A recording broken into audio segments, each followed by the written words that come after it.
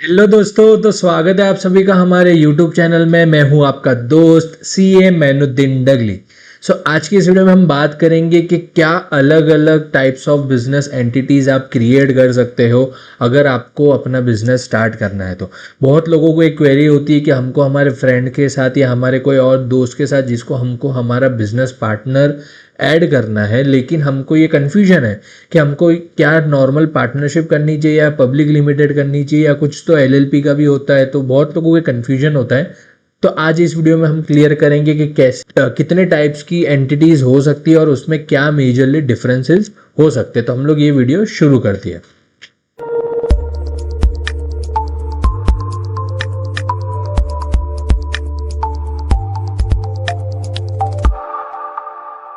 First है हम लोग का नॉर्मल पार्टनरशिप। तो नॉर्मल पार्टनरशिप में आपको एग्जांपल लूँ कि बेसिक से अगर कोई बिजनेस करे, फॉर एग्जांपल आपकी कोई फ्रेंड फैमिली के साथ आप बिजनेस करना चाह रहे हो, या छोटा से छोटा फॉर एग्जांपल अगर आप कोई फूड स्टॉल ही स्टार्ट कर रहे हो या कोई आप खा, तो उसके लिए आपको एक जो नॉर्मल पार्टनरशिप फॉर्म लगता है जिसमें या तो आपके कोई फ्रेंड्स होंगे या फिर आपको अपने फैमिली मेम्बर्स के साथ ऐड करके उनको एज अ पार्टनर दिखा के आप एक फॉर्म रजिस्टर कर सकते हो, जिसमें आपको नॉर्मली एक पार्टनरशिप डीड बनाना रहता है। ठीक है, और उसके बेस पे आपको उस पार्टनरशिप फर्म का एक पैन कार्ड अलॉट हो जाता है और उसी से आप आगे इनकम टैक्स GST वगैरह की आप प्रोसीजर स्टार्ट कर सकते हो। यानी कि ये पार्टनरशिप यानी बहुत ही बेसिक लेवल पे है कि किसी फ्रेंड्स फैमिलीज के साथ आपको ये बिजनेस करना है। और नेक्स्ट है लिमिटेड लायबिलिटी पार्टनरशिप, यानी इसको हम शॉर्ट फॉर्म में बोलते हैं LLP, लिमिटेड लायबिलिटी पार्टनरशिप। ठीक है, तो ये LLP और जो मैंने पहले डिस्कस किया नॉर्मल पार्टनरशिप, इन दोनों में क्या डिफरेंस होता है तो वो मैं बताता हूँ। कि अगर समझो आपने कोई एक बिजनेस स्टार्ट किया, ठीक है, और वो बिजनेस में कैसा रहेगा कि आप अपना खुद का कैपिटल यानी अपना खुद का इन्वेस्टमेंट लेके आओगे और अपना धंधा स्टार्ट करोगे। कल को जाके अगर आपके बिजनेस के ऊपर डेट इंक्रीज हो गया या आपको कोई को अपने क्रेडिटर्स को पैसे देने बाकी है, तो उस वक्त पे आप अपने खुद के पर्सनल एसेट्स यानी आप आपके खुद के पैसे और ऐड करके सारे क्रेडिटर्स और डेट्स वगैरह को आप क्लियर करवाते हो, राइट। तो उसमें आपकी पर्सनल एसेट्स भी आपकी एक्चुअल में स्टेक पे होती है कि अगर आपका बिजनेस नहीं चला, अगर आपका लॉस में हुआ, तो आपको पैसा रिकवर करने के लिए खुद का पैसा और लाना पड़ेगा। ठीक है, जबकि LLP में क्या होता है कि आपकी जो लायबिलिटी होती है यानी आपके ऊपर जो कर्जा अगर हो चुका है, तो वो आपका डेट है, वो सिर्फ आपका बिजनेस में जितना भी प्रॉफिट या जितना भी इन्वेस्टमेंट है करंटली उसी से रीपे होगा। इसके अलावा आपकी पर्सनल एसेट से आपको कोई भी पैसा लाके रिकवर आपको रीपे नहीं करना रहेगा। ठीक है, तो ये एक जनरली सबसे बड़ा डिफरेंस है पार्टनरशिप और LLP के अंदर में। ठीक है, लेकिन जनरली ये लोग ऐसा करते हैं कि LLP ज़्यादातर लोग जो प्रोफेशनल जैसे कि डॉक्टर हो गए, चार्टर्ड अकाउंटेंट्स, एडवोकेट्स या ऐसे कोई लोग जो एक्चुअल में पार्टनर्स बने हुए हैं, लेकिन उनको अपनी पर्सनल एसेट्स दांव पे नहीं लगानी है और उनको ये भी एक सिक्योरिटी चाहिए कि चलो हमने तो सही काम किया, बट कहीं गलती से हमारे बिजनेस पार्टनर से कोई गलती हो गई जिसकी वजह से पूरा बिजनेस लॉस में हो गया और वो बिजनेस को बंद करने की बारी आ गई, तो उसकी गलती की वजह से कहीं हमको हमारी पर्सनल एसेट्स भी देनी ना पड़ जाए। तो ये बेसिकली इसीलिए हम लोग LLP में जाना ज़्यादा प्रेफर होता है, ताकि आपकी लायबिलिटीज पर्सनल लेवल पे एक लिमिटेड रहती है। तो इसलिए इसका नाम है लिमिटेड लायबिलिटी पार्टनरशिप। थर्ड जो हम सबने सुना है, जो कि है प्राइवेट लिमिटेड कंपनी। मैं जो PPTs में ऑलरेडी लिखा हुआ उसको मैं रीड नहीं कर रहा हूँ। इफ़ यू वांट, अगर आपको ये PPT चाहिए तो आप इस वीडियो के कमेंट सेक्शन में बता दीजिएगा, मैं आपको लिंक दे दूंगा। ठीक है, तो जनरली प्राइवेट लिमिटेड कंपनी हम सबको पता होता है। ठीक है, हम लोग एक एंटिटी क्रिएट करते हैं, ठीक है, जिसमें शेयर होल्डर्स और डायरेक्टर्स को आपको अपॉइंट करना रहता है। ठीक है, और उसमें आप मिनिमम 2 शेयर होल्डर्स चाहिए और मैक्सिमम 200 तक आप शेयर होल्डर्स रख सकते हो। ठीक है, प्राइवेट लिमिटेड कंपनी का आपका बेनिफिट यही है कि आप इन्वेस्टमेंट्स वगैरह ले सकते हो इजीली। आपको अगर इन्वेस्टर्स के पास से पैसा लेना, अगर आप उनको ये बोलोगे कि हमारा बिजनेस प्राइवेट लिमिटेड कंपनी में register as a private limited company registered है, तो वो आपको इन्वेस्टमेंट देने के लिए और ज़्यादा अट्रैक्ट होगा, बिकॉज उसको एक लीगल एंटिटी मिलता है। ठीक है, कि हम जिसमें पैसा इन्वेस्ट कर रहे हैं वो एक प्रॉपर लीगल एंटिटी है, जो इजीली ऐसा है कि हम लोग का पैसा डूबेगा नहीं। इन्वेस्टर्स भी ऑब्वियसली अपना पैसा सिक्योरिटी देखेगा कि हमारा पैसा रिटर्न तो आएगा कि नहीं, राइट। तो इसीलिए हम लोग का बेनिफिट रहता है प्राइवेट लिमिटेड कंपनी में।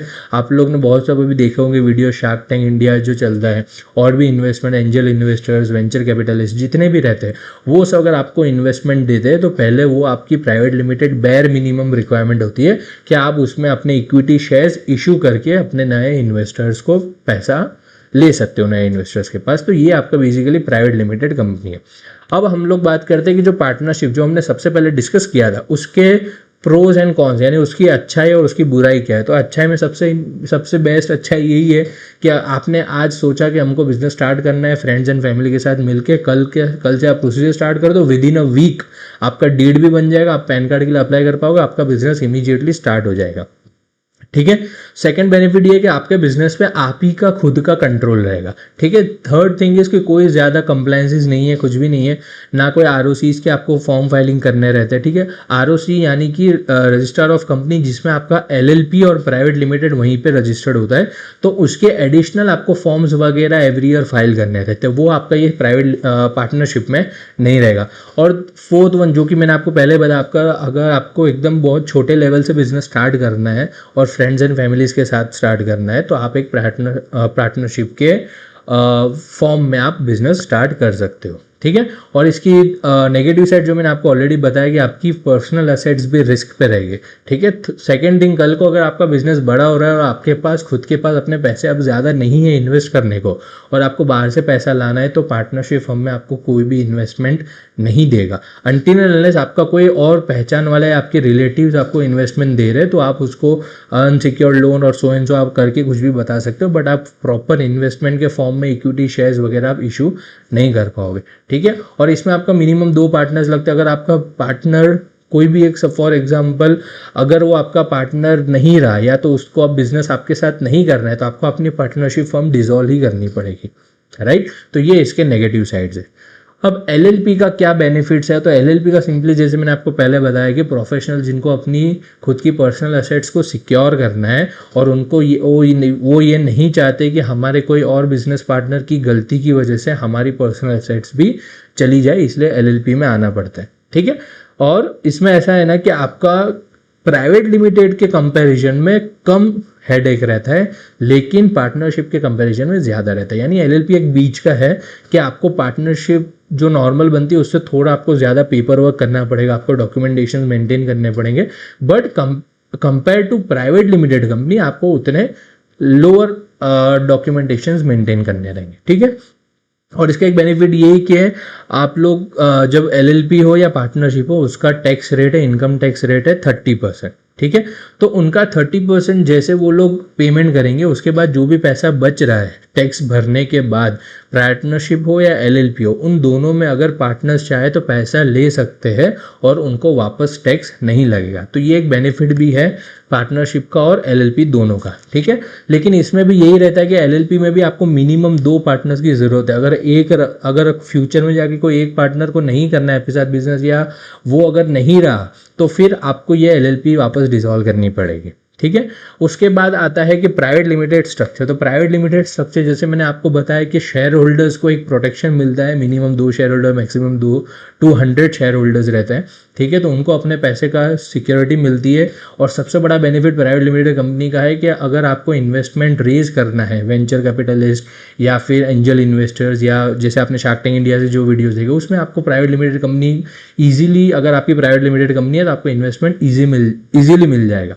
उसके बाद यहाँ पे एक प्राइवेट लिमिटेड कंपनी एक सेपरेट लीगल एंटिटी है। तो अगर इन केस कोई एक शेयर, अगर समझो 2 शेयर होल्डर, अगर उसमें से कोई एक चला भी गया, तो उन बाकी के शेयर होल्डर जो आपने ऑलरेडी इन्वेस्टमेंट्स लेके रखे हुए, तो कंपनी बंद नहीं हो सकती, कंपनी चलती रहेगी, बिकॉज वो सेपरेट लीगल एंटिटी है और कंपनी को शेयर होल्डर से फ़र्क नहीं पड़ेगा अगर कोई आ रहा है जा रहा है, बिकॉज इन्वेस्टमेंट्स के बेस पे कभी कोई न्यू इन्वेस्टर्स भी आएगा और कुछ टाइम के बाद वो अपना प्रॉफिट लेकर शायद एग्जिट भी कर दे, लेकिन कंपनी अपने हिसाब से चलती रहेगी, बिकॉज प्राइवेट लिमिटेड कंपनी एक अलग सेपरेट लीगल एंटिटी है। ठीक है। लेकिन इसका सबसे बड़ा नेगेटिव पॉइंट ये है कि आपको इसमें सबसे ज़्यादा डॉक्यूमेंटेशन मेंटेन करने रहते हैं और इसमें आपको बेनिफिट्स तो है ही, लेकिन एक और नेगेटिव पॉइंट ये भी कि आपको ऑडिट भी डे 1 से कंपलसरी हो जाता है। और ये जो ऑडिट है, ये मैं इनकम टैक्स ऑडिट की बात नहीं कर रहा, ये आरओसी का ऑडिट होता है जिसको हम स्टैट्यूटरी ऑडिट बोलते हैं।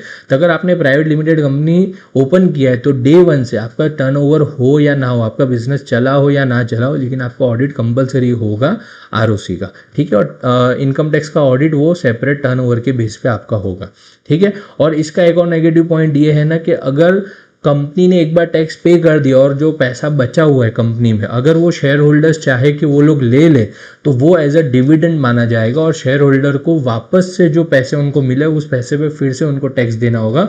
तो यहाँ पे डबल टैक्सेशन हो जाता है, ठीक है।